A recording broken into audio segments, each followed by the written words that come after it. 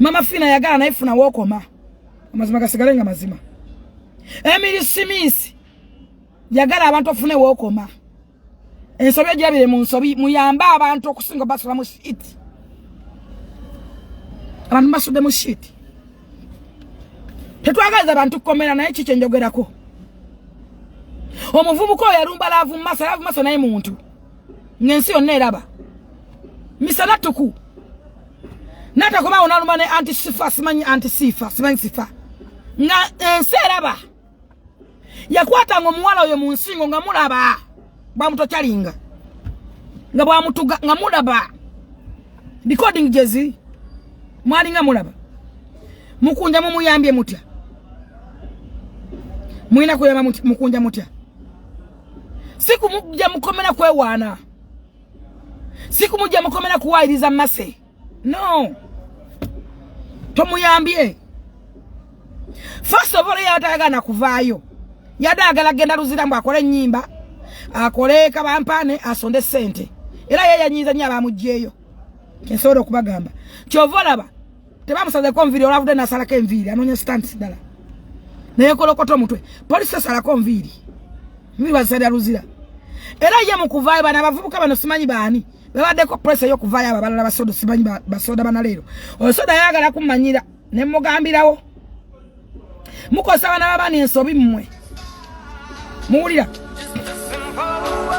Osoda yagala kumanyira oyo muvubuka oyo. Ne mugamba nze munange simu nga recording abali abakazi. Abagamba nga simanyi embizi simanyi byayinga bitya. Nabiwaye mu koti gyebiri. Muvubuka oyo. Naye bwoba oyagala okuyamba mukunja. First of all, mwamuza ku university akola ekibi. Mumukoleremu mudala gw'embizi, mumukolere mudala gwa chapati, mumukolere ekibala ky'amanda. Si muyimbi byayanga byale matayimba nga kwera si muyimbi. Just a gambola. Mumbule soze bamugulako zagendako. Mumbule kyayimba. Erinya alifulira ku Guleskani mujjukira bulungi yavuma Guleskani namukunkumula. Namunonya mukube. Mbu Guleskani yamuwasana za muganda we simanyi bakole emikolo simanyi nazibba. Nafukira Guleskani ekizibu stand neyitawo. Nakwa stand eyokubiri yagiko yakukiwewa yakuba kiwewa live ekololo. Ngenso nayo neraba. Nakwa kiwewa mu bulago nakuba kiwewa. Bwava nagamba bamumenye ensigo. Yatambulya mu content na skits zisonda sente. Temumuyambye. Chechigendo kumuyamba kukola. Afuna omulimu gwokola. Maybe omudala gw'embizi mugumuterawo. Omudala gwa chapati. Omudala gwa amanda kuba oluzungu lwayogera lwero lwaffe. Omudala gw'emmere. Anyway bano okusala endibo tasobola. Okuba n'engato duka n'engato lisoboka. Naye ne duka line era ebintu ebitonotono ebyo byawako ebikozesebwa. Kisoboka. Naye mbwa eri ku university. Kuki? Batikira bulunaku abaana buli naku batikira baani ba Dr. Kulusumu baani babatikira buli kaseera. Abantu batikira bafuna naku tebalina mirimu. Ono sente z'omutaddemu okwonona lwakitagenda nafunamu ekyokola. Kubanga bunaku batikira abavubuka tebalina mirimu still. Badduka buddusi tebalina mirimu. Diguli bazina ziri mu nkwawa abanoonya mirimu. Ono mutadde yakole ki? Sente zo spending lwaki tezikola business. Choche bademba gamba okuyimba sitekumala. Okola oluyimba utekemu oluyimba okodduka lubere lunyi mu buzaba spice. Spice akola oluyimba na uteka milioni ya 10 yaga. Tandama na duta. Ngarada kati yakoza mulembe mwagula be video yabade mu special jet. Ozo kusaswa kanyonyako kamutambu za send how much money. Just a video. Tuli ku video. Mwajebe nga ina special jet. Ne bakanyama ne manne bani. Baganza bazanzi babaludda obawa. Just shooting a video. Omuntu jana laba nagamba nti eno video nungi. Najira ikinga. How much money ozo zata demo? Okola oluyimba osobola duuli omulembe. Olwasibasidana. Naina matavu mama yanga akozo limba yanonyinza bachika. Bachika true. Okosa chikaje kube bidongo obe kuzinire. My God. Bwana byogera ko mujaga manti nimba. Munonyerezeko. Abo bachika bandere simanyi bani very very expensive banga bali special simbintu ebakola. Siwana. Nange sewa bakozesa. Yeso ngati nza afumindiza nyo mwana wa music na muri akawani. Nyimba part of my life. It's part of my life. See business to me. No. Kwanza kuata 105 ngateke mu luyimba. Ntumye China so accessories za masimu. Tumya mu earphones, tumya mu covers. Omwezi zikola 105. Okusinga nani ndio luyimba lutunde, lutambule, luganye, lukoze ekikati. Diamond yasaba yayimba nkumira mukwano mama simanyi biki kolabo. Naji mu makati yena yabali ali ludawa. Kati ali kuchaliwa. Chendagalo kulaga. Mukunja lekera okwefura kyotali. Waita ganga star ovuddeyo wegayiride begayide bakaya Frank about president ayimuse besonzo busente bwa Fina yakutte emisimis nakwata ya nomale yawaddeyo emisimis aleseka kadema Fina mu kitundu Frank about baza wademeka Kelvin Kayanja even a family yote kuli wadde wa family ya dela biseko wadde wa nup benjo yako bana ba NRM Nemmasa kumwegayire nnyo noyo loya wange. Masa kumwegayire nnyo nakiriza. Ndachika 2 wakavayo otaniseka bampano sazeke enviri ngenda kulangirira. Muinde kijja. Batugambe tetumukola kitugenda kola kantu katono. Tokirizibwa. Tokirizibwa. Atuwata manyi mateka osomera ki. Tokirizibwa kutisa muntu. Wa mutisa open ngensi oneraba. Toina right kanga muntu. Gwocho yagala nchimanyi yagala genda luzira. Bakana bajja kusona munange bo abafuna nga kirabo. Tebalina dreams, tebalina kidako bajja kusonda.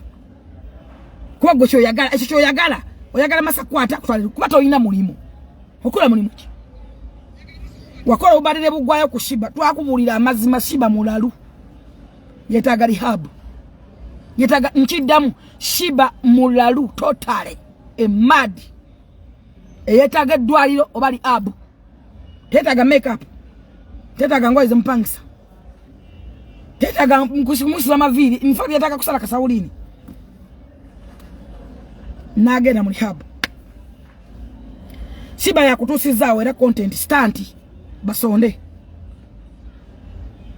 kadwa budembo genda mukubembaga so what omanya abantu abakubembaga oyagala kuita mayo project ya kushona mbaga it's okay bajja kushonera abo ezawe isana byakola zafe zine byokola ezafe zigwa dining zetorola twine byokola bizikozesa nanyaba watalina dream bajja kusonda mwino simanyi mama ni go mafuna simanyani simanyi mama ni yo mwafuna abo mwamala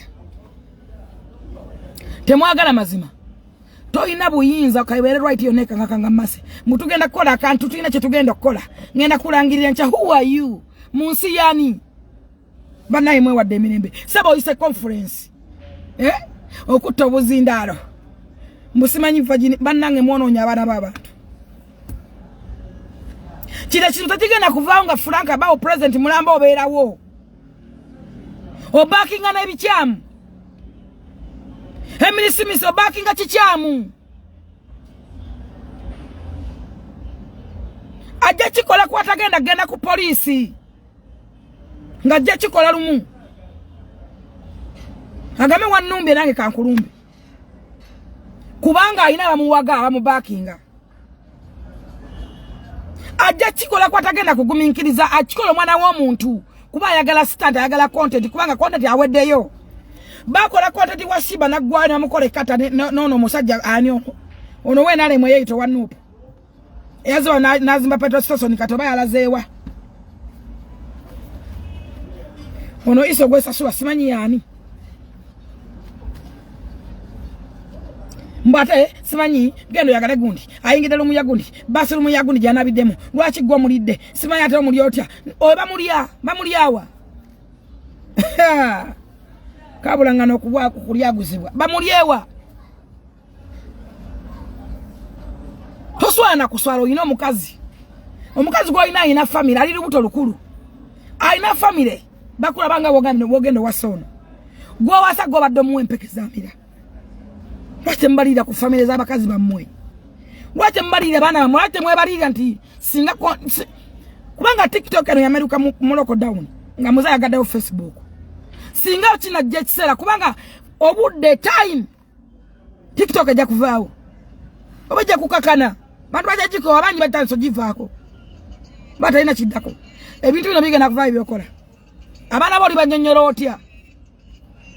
Omukazi musowola ennimi ne weesowola nga mukomba nobanga mukwata nobanga munteeka mulavu nomukwata mabere ne muwala mpe bisenge content agenda kukomyawa. Bebe twagamba ngono omwana omunyiwa wala je yewaga ne nnyina.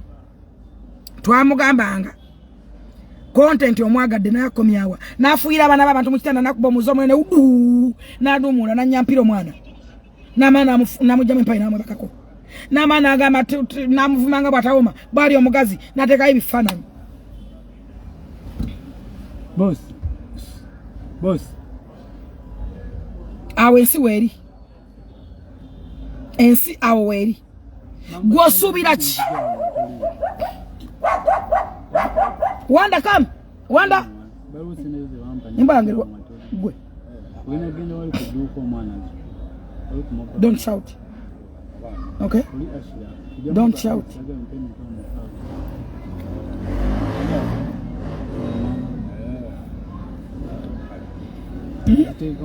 Musubira ki munsi muno. Musubira ki. Mukoseza abana b'abantu. Tobalidde mukazi wo. Kitiba kya mukazi wo. Tobalidde baana bo. Even abantu baba gwe tolina family. Balirira family omukazi gwe wawasa. Abantu bakiwulira bate bawulira ki. Era kike balaba. Kikyo balaga. Bana abana mubawaze kimala. Ne bajja kola ku muntu obulabe omuntu agaana okugenda mu police oba mu court. So president wa TikTok please bakonda nga balina trust mugwe abao frank abao oli muvubuka mulungi nnyo oli muvubuka aina afumintiriza oli muvubuka oba nkunyonyola ntya kubanga oli muvubuka alemera ku kintu aina oyina confidence mu kyokola naye singa toveeyo kukosa mazima na bwenkanya ngoyimirira bwoti TikTok egenda kubanga yarondera bwerere.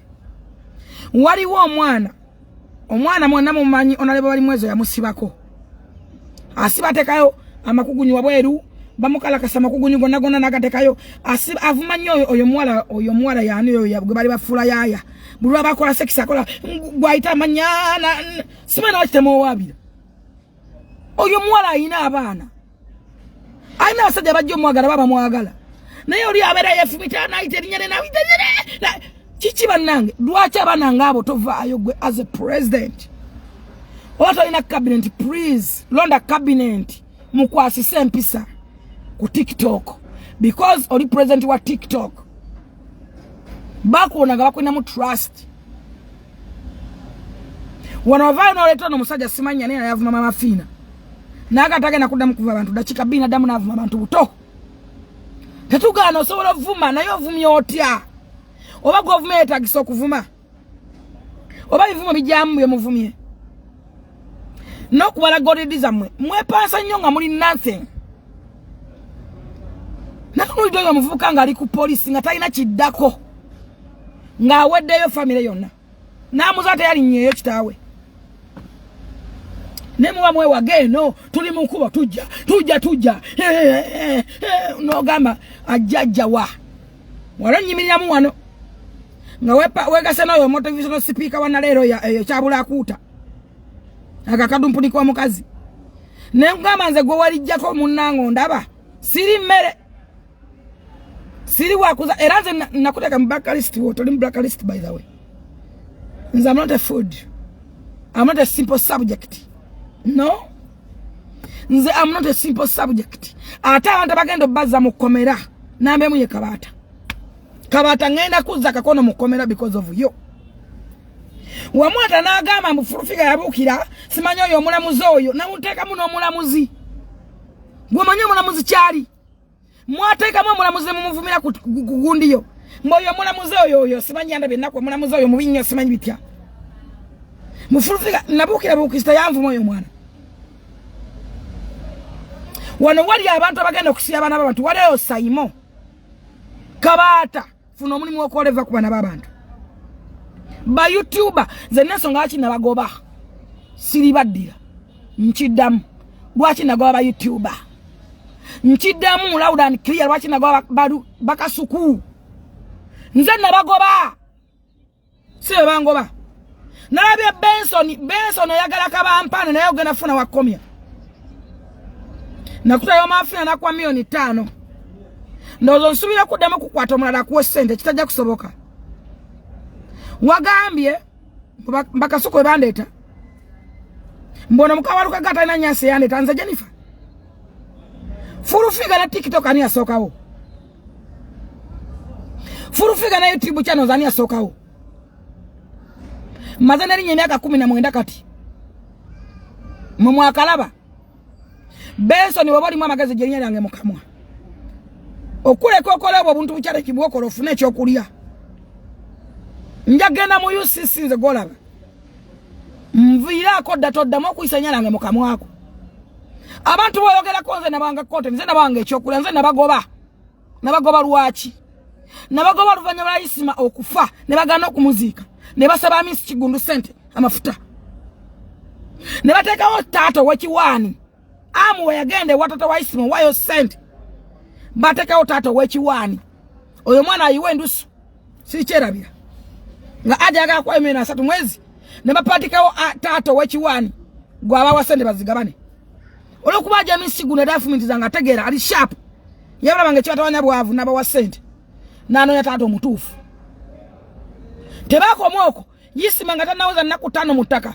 baje ne bangama babaki nge babbe motoka ya yisima drone beba YouTuber mbunyimye nawo babbe motoka na yakatonda ali muguru nagana olontegera ba YouTuber bebani tebalina mukwano tebalina kyali yawe bado okutakulya abantu ntalo waliwo mukazi ajjanga okunjako interview nga nyumizo oyo mukazi go batadde yavudde mukomera ngabo yasirira obugalo bwe yakona bwe yayulika skini etambula yazimba akayumba simanyi katono nnyo naye mukalaba ku social media musimanyi wana simanyi yayulika mutwaya na bizigo namungeza bwati mbawunya skini evamu amazzi owulira bulungi oyo mukazi atalina nyansi yajjanga n'abingamba ko oyo mukazi yavudde eruzira nzo omukazi simanyi tebinkwata nakonze gwabinyumiza sinonya mikwano like ngoyo mukazi abadde eruzira oyo mukazi amulabira nga bakadama bagenda kumusiba aina chimama aina amalo aimusamavu sente z'abaana azirya avuma ayogeza bukyayi ali arrogance nono mutandi bisaniko bajja mukwata anti bisaniko va ku bakadama bakolera business balimba teri muntu asaba kukolera business ngoli bweru wagwanga nga yali wano nakunonyeza omukozi nakubalirira accountability nakusayekera sente nakusavingira yaweso omukozi ya musasula yasasula ground ekifo oli munamu omutwe bantu mwe muli balamu mmwe mutegera bulungi nga fo tuyina abakozi wano betubeera nabo wano mu Uganda nga ebintu ebala buli lunaku naye olukulengera wotambula mboti natunda paasi namanya nti paasi eriko amagoba gammeka gagumu kitundu nga adduka agiriba nga agizaawo kwoti bia bosubula 3 ya asuwa na 5 era soko kuvako zibazize ne bwatunda 5 asoka balaze na gade twatunze naye ngo badde ngo nabagabanyi ezo waine nene jatunda janona ausanga bwala banonga kusabana gaza sifa toge ndonsa sula sigenda kola tompa sente na ingenda kola mubuza cyane mure santu wale wa ajamu na mubiwo tuliye mmere umukozi akuba receipt ngana aja na receipt onaba na stamp na aja ina stamp atwale suwani 2 eyokutatu nayuza mu receipt ene yiye natwale suwani nya eyokutatu nayuza mu suwani yiye nga aji wali eyebali no mwana we yamuteka wali akwata ebitabo kati gwali ebweru wegwango gamanti munanasa kwa business oli musiru ayo stupid baba pama mu bwongo muri balalu sende zibasibwa zibaruma oba sende binyampe wamwe babaloga bwavu tolina dream tolina kiroto tosobola gena mu bugari ese nogula taka kwete kali kuma sente zo gena mu bugari ese nogula taka kubanga taka na wona oluga no wona yagadi tundancha ndikola magoba dabo oyina kizibu kikubwongo etaka ne wori gula kana bo ensije ekoma bogama ntingena etaka talisala teba kulimba echebe ikusitaka nebo kala kumachano ngandinga noyo monana sibaja musi hati bisaniko ebe yekabe na nyampira ku live ebyo byekisirusiru wegana Museveni mbuga se yakutwala lwaki omwegana basabu sente butono ngoma nyingi kwata ina accountability tebumanyi sente kyekibabonya bonna balaba Museveni mulowooza nti babweja kwa bakuwa nenje bakuwe ne luli bakuwe mufuna source of income bakwoze rezigwawo kwambe kwa nezifa no kwa balenzi tudda onogamba te ate baba ani adabayo mbuga taliwo eske mbuga se yakutwala aji mbuga taliwo wali ngoma ibe mwatesa ne bakuwa bo abikosa bubi wabadde bagamba abantu ntino wasaba mundu wasaba Bobi Wine Bobi Wine ine mundu wangana sai mundu nazo bazinyima sika bampe mundu ne bakuba masasi wasaba bani mumwe kubazi jere mwe kubazi joka kuba mwagala okwogera nnyo nagamba kutegera site kandi muntu ategera we kuba wayogera na we kuba mpira kwa nyiri munda mu bolozi hano down chiche nnyo wegana Museveni ye president wa gwanga ali muntu batagenda kuvaamu chikuddamu boba subira kuwangula Museveni nonye nsenda langa balawo bavude mu Uganda fabaji sobala mutrekemu era bagira Museveni mutrekemu kuba cyari wonya kubanga fababe ana ebyayogera bya myaka emyala na maso hata yogana bya 2026 yaita mudda amane waji wangula obagosa shoba bya bakama ngoza shoba bya bakama mwekoya mwekanyini mwekuba makuli mweri amwe enkwate mwagala bannayuganda bannayuganda bamwe abandikoza bingi mubalimirira buli ayimuka gwe mukuba David mwade muvuma wachi Lutalo mwavumye wachi tamanyi kuyomba tavuma muntu Lutalo simple man Lutalo mwavumye wachi mwade mwagazachi yabakoze eki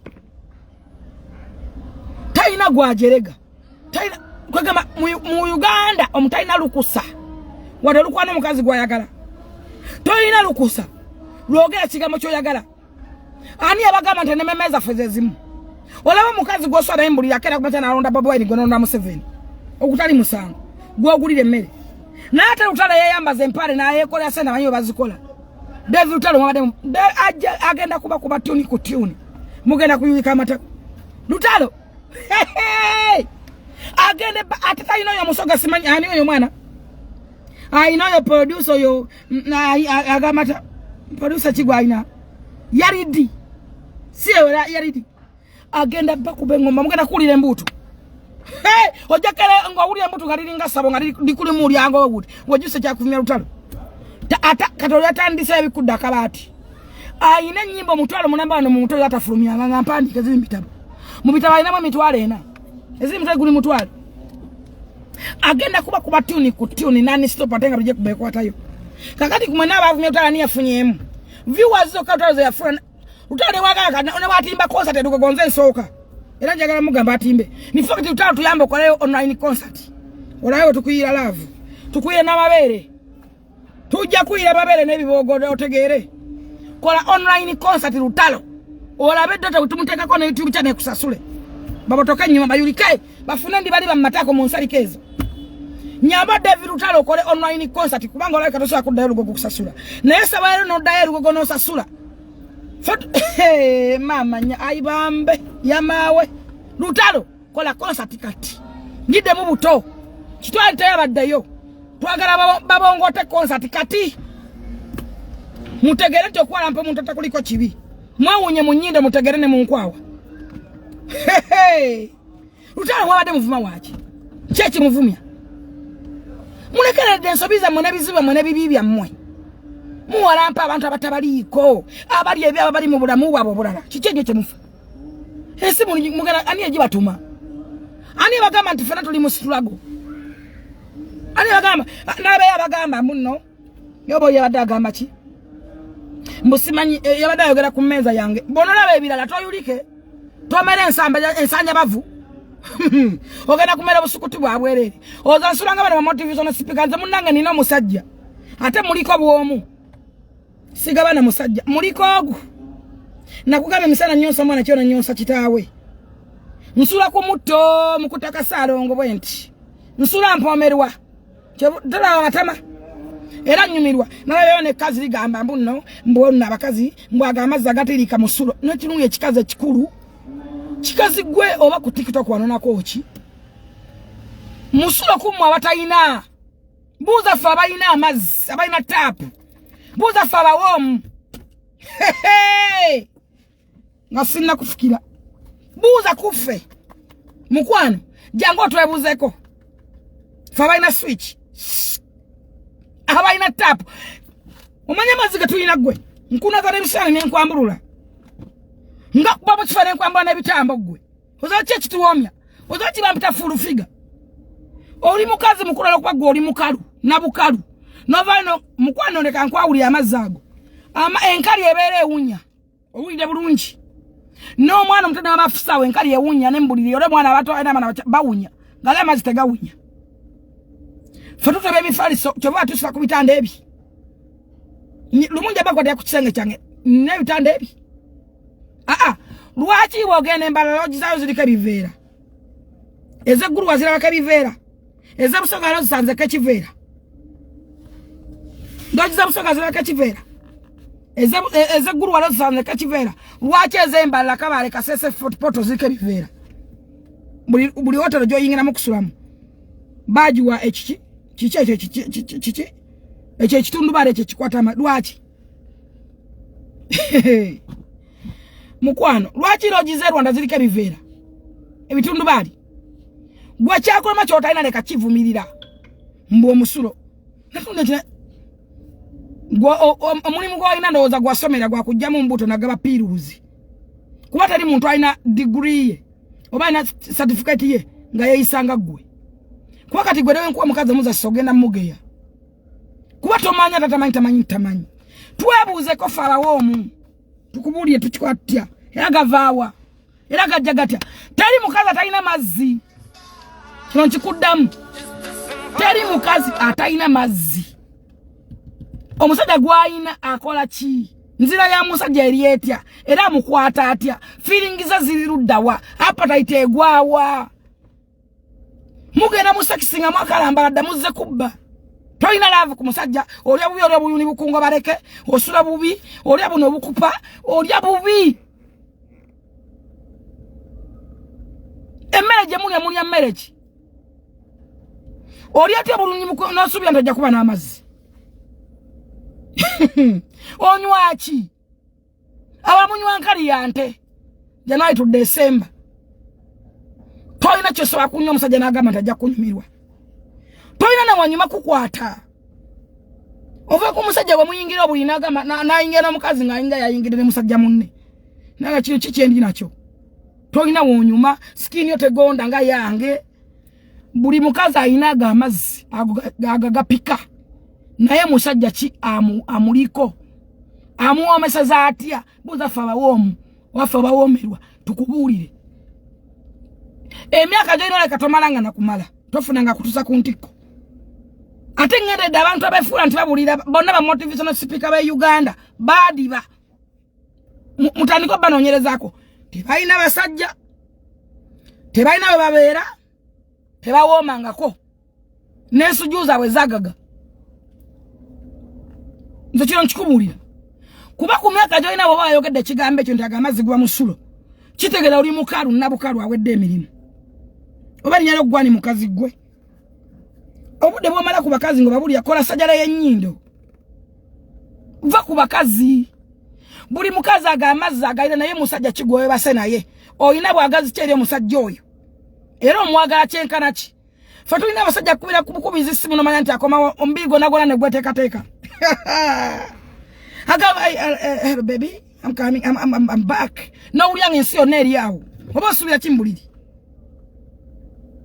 omusajja najje wakane nga waesaaniso yamadde amaganjula gamagoya oli mu mpale ombiri gonna gukapye wasibye mu jini wenna owunyanga ekiku noweyambula nobanga kabirizi nobanga ekyuma ky'embizzi nojjamu kajini nkwawo yonna etuyanye wasibye otunkamu owino osibye ofumba obutogoho oyambala abantu wenna okyuma appetite agenda jijja bwe kutusa ku ntiko appetite agenda jijja bwe kutusa ku ntiko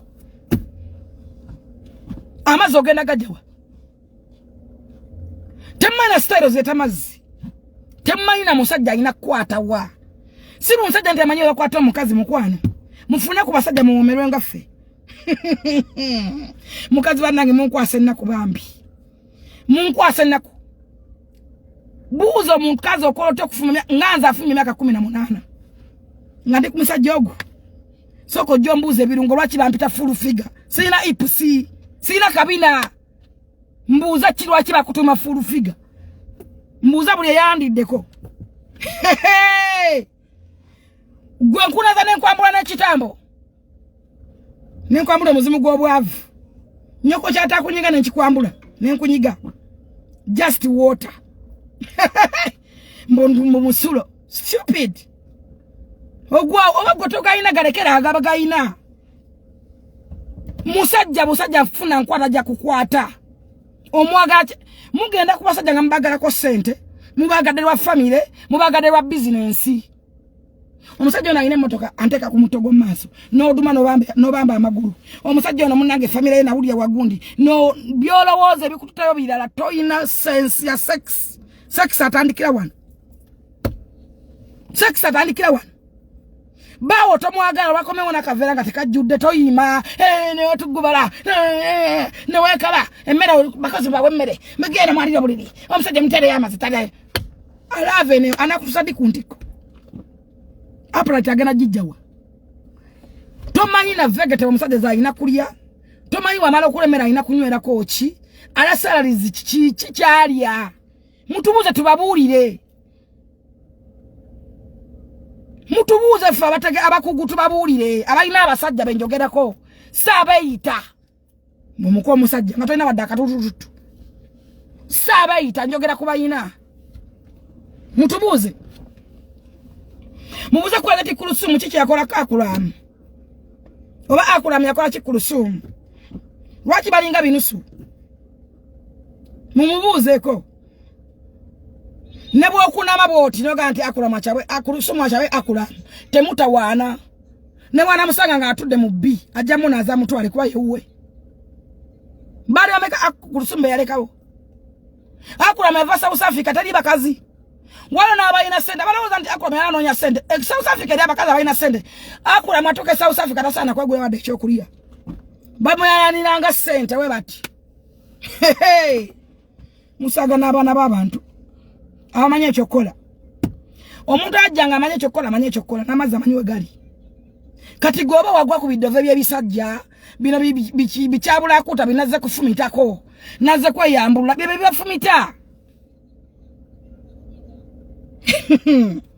mubanaze nabe mwabakaza bawunyirira abasajja musajja lujja ya guno muno olugwa kwa matuni gagawunya muno mubala kasamunya isa chaina wajikuba alubalunya ebinyonnyo byagegera apra itagena jija wene mala obe ekuleta amazi mukwana fabaina wota tuli wano tubuze kituwomesa nabaki tutuka kuntiko ogaza nko kutoyogera nga batamanyi ogeza nko kutwebuzaako owide mukazi gwe mulekera obulira abakazi nga temuli bafumbo mugwe dalu ku TikTok munonyeza amanya gagenda batusa kubizibu ofirane kariya yonna omuntu atukaga menti saita mukazi wa kuzalira wajja muge olege siatwa mukazi wa kudwalira wali wa TikTok oyina kundiyo namba wefule kizibu ku TikTok kola content asanid gola gabe paddinga abayine ebiwero abakoze batya abalimu ebibada kichenyo Shakira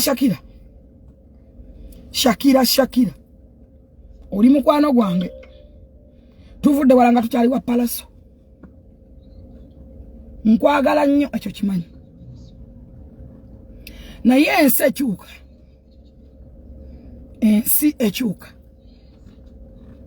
etya music takyali w'abakunami mukaya oli mukwano gwange manager mukaya oli mukwano gwange nja kwogera ku Shakira nja kudda Shakira yimba okwimba bakuganyi kole emirala kwa music like aganyi Music tachali wa bakunami. Heyo musima bazweke simu, sima ya niru zigara, sima music tachali wa sitanti. Please, my sister. Respect your kid, respect your legacy, respect your mother. And Uganda si Europe. And Uganda anti Beyonce bayambala bojo kwa no way.